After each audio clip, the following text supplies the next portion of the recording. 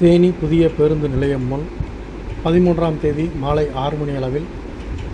தமிழ்நாடு சத்துணவு மற்றும் அங்கன்வாடி ஓய்வூதியர் சங்கம் சார்பில் நீதி கேட்டு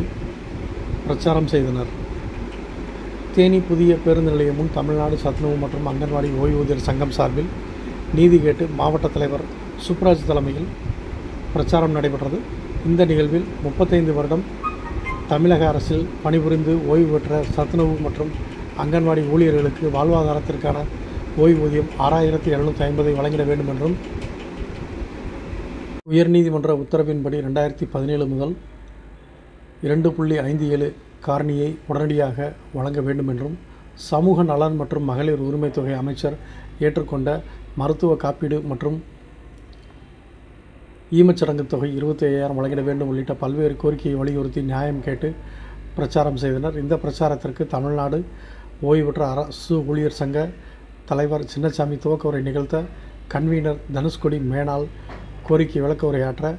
தமிழ்நாடு அரசு ஊழியர் சங்க மாநில துணைத் தலைவர் முகமது ஜின்னா சிறப்புரையாற்ற,